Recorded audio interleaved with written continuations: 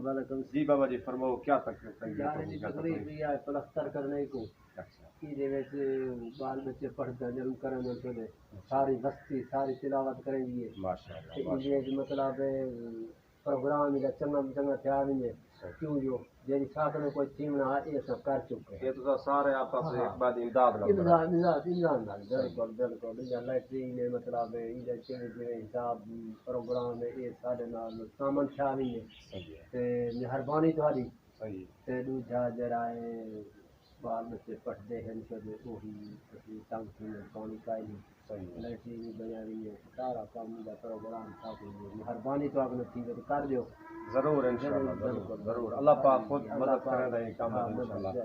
औज़ बिल्लाहि मिनश शैतानिर रजीम बिस्मिल्लाहिर रहमानिर रहीम। नाज़रीन कराम, आज मैं एक ऐसे हाफिज़ साहब से मिला हूँ जिन्होंने मुझे फ़ोन करके बुलाया कि ये उन्होंने एक छोटी सी मस्जिद बनाई हुई है अपनी बस्ती में।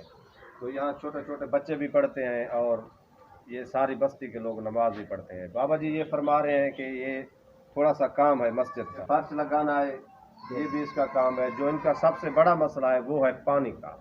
इनका वाशरूम नहीं है, यहाँ बस्ती में कोई पानी का इंतज़ाम नहीं है मस्जिद के लिए। तो ये बाबा जी यही फरमा रहे हैं कि हमारे लिए इस मस्जिद का फर्श और वाशरूम का बंदोबस्त किया जाए। तो हम लोग नमाज़ पढ़ते हैं, यहाँ छोटे छोटे बच्चे भी पढ़ते हैं, तो हम उस भाई बहन भाई के लिए दुआ फरमाएंगे। तो मेरी आप तमाम बहन भाइयों से रिक्वेस्ट है, जो भी बहन भाई ये वीडियो देख रहे हैं, अल्लाह पाक इस घर में अपना हिस्सा लीजिए, इस बुज़ुर्ग की हाफिज़ साहब की इमदाद कीजिए, फर्श की सूरत में, वाशरूम की सूरत में। अल्लाह ताला आपको इसका अजर अज़ीम देगा। तो यहीं पे करते हैं वीडियो का इख्तिताम। अल्लाह ताला आपको खुश रखे, जहाँ भी रहें खुश रहें। अल्लाह हाफ़िज़।